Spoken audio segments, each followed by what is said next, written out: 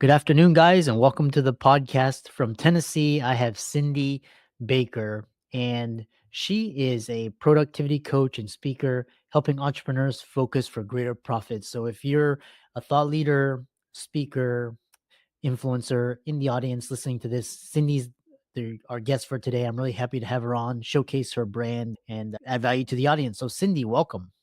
Thank you for having me. It's good to be here. Yeah. Briefly detail your journey to what you're doing, and we'll dive into the questions for the audience. All right. My background is a school counselor and teacher, and I worked with a lot of students who had ADHD. And I thought, I think I have this. Ah, So I got an adult diagnosis of ADHD and began to just experiment with what strategies work, which ones don't, and work with the way my brain is wired. And I finally put together a framework of routines and structures, habits, and just became very successful, started helping other people. And that's how my coaching business started. So now I'm doing it full time and I'm speaking. And so I help other, mostly entrepreneurs, but other professionals get over that overwhelm and manage their focus so they can grow their businesses and no burnout. yeah, interesting. And I'm very curious because I'm always interested in to hear how neurodivergents they leverage their talents and their skills to actually, I wouldn't say overcome their weaknesses, but make them excel. So what is it about ADHD that makes people struggle, and what kind of hacks did you do to propel yourself to the next level? We don't have long enough to cover all of that, but some common struggles for ADHD adults are time management. They have a different awareness of time than other people. Everything is now or not now, nothing in between. So especially if you're an entrepreneur and you're supposed to create your own structure working from home, that's difficult because they're used to being motivated by a deadline. And without that external deadline, they struggle to get themselves going. So that's one, time management. And then I think really we have more of a problem with attention management than Yeah, time management. yeah. Everything looks equally urgent and equally important at the same time. And they have this giant to do list. And so one of the things that I help people with is prioritizing. And of course, other things such as forgetfulness. We have some short term memory issues. There's some little bit of trouble with regulating emotions and things like that. So lots to deal with. But along with the challenges, there are some benefits as well. And there are a lot of successful people with ADHD that actually attribute their success to that creative, out of the box thinking. Yeah. And I'm curious about the attention management hacks. Describe some daily habits or routines you recommend for maintaining focus and reducing overwhelm. When you're feeling overwhelmed, one thing that I have people do is just what I call a brain dump. So you get a piece of paper and don't try to do it even on the computer because you'll get distracted. Just pen and paper and just take everything out of your head and put it on paper. All the things you're trying to remember to do, your things you're worried about, things in the future, things now, just get it all out on paper. Don't organize it or anything. And then you can go back and organize it a little bit, put categories. And so I tell people to pick your top 3 high impact tasks, just 3, no more. And if you're an entrepreneur, your high impact tasks need to be revenue producing activities. So not always the things we want to do, but the things that are going to really move your business forward. And so you take those and write those down. And then I teach what I have developed is I called it a sprint focus strategy. And so you set a timer, start with 25 minutes. It's good if it's a timer that you can see, like a kitchen timer, where you can actually visualize the time passing and how much time is left.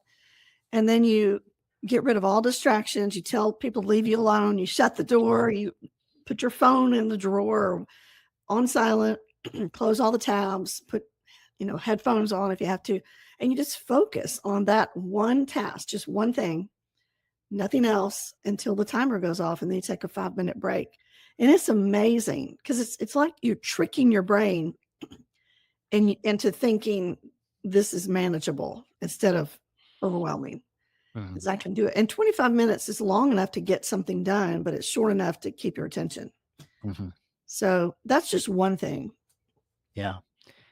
Yeah, one thing that I've realized is just because a lot of our attention is spent on screen or on the phone, and sometimes, especially these 30-minute compartments, are very powerful because it's just you divide your day up into 30 minutes, and then you try to get as much cram pack into 30 minutes. It's amazing that your productivity skyrockets because you're focused on those 30 minutes. Yeah, This is so really. easy to lose track of time. And one of my keynote talks, I talk about taking a few minutes just to check my phone, and it Yeah, turns into 30 minutes of watching puppy yoga videos on YouTube. So it's just easy to lose track. And when you procrastinate in little tiny unplanned breaks like that, yeah, you're not just giving away your time. You're really giving away your dreams. You're yeah, not building the life and the business that you want every time you get distracted. yeah. Yeah, it's really, and then with, like, screen and computers, it's so easy because there's so many tabs and pings, and you just get Mhm. lost, and then by 30 minutes, an hour later, you're like like you said, you're watching, like, cat videos and just things that are triggering you, and interesting. Talk about you, because you're a productivity coach and speaker, and so what do people come to you most with? Is it mostly ADHD, or is it, like, multitasking? What do people come to you for? I do serve a lot of people with ADHD, but it's interesting that the strategies that are ADHD friendly work with other busy people too. Yeah, So a lot of people don't have that diagnosis, but they resonate with some of those symptoms. They get easily distracted or they procrastinate. And so a lot of people come just wanting some accountability and some help and training on how to get more done, the right things done with less stress mhm, and get that clarity, learn how to prioritize. And a lot of people come with money goals, wanting to increase their profit in their business. And some just want to feel more on top of things and not like they're all over the place. yeah.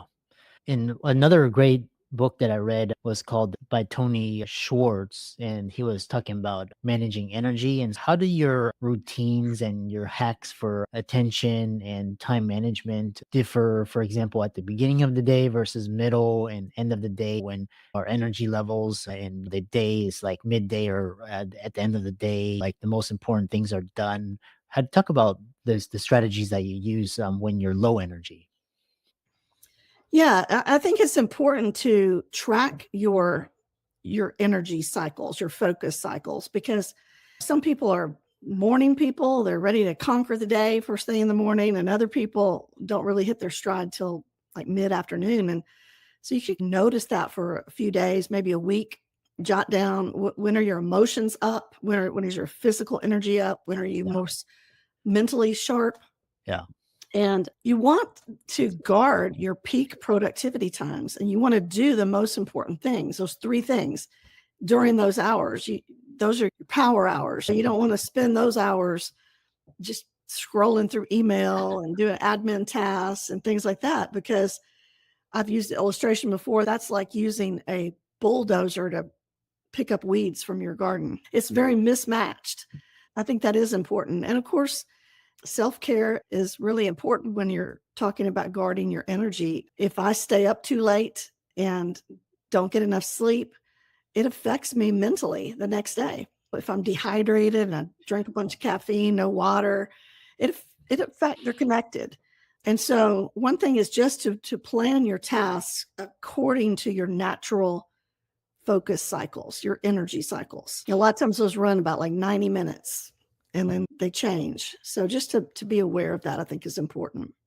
Yeah, I find the hours of 3 to 5 AM the best because people are just sleeping, and if you're, like, and then if you go to bed, like, really early, and then you wake up fresh, and it's like that can be, like, you can get 2 or 3 days worth of work done in a day. The other question I have for you is with this when you talk about the entrepreneur, and I'm not sure if you've heard of Scrum, how does your method incorporate elements of Scrum or Lean Six Sigma, these different productivity paradigms with?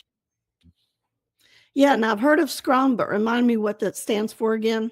It's a idea, it's a productivity where it's basically you do things in you it basically is project based and it's time and it's basically it's like a sprint, which and then Yeah, you can work like 6 weeks like super hard and then like once that's done and it's really good with like teams. So yeah, Tucker, yeah.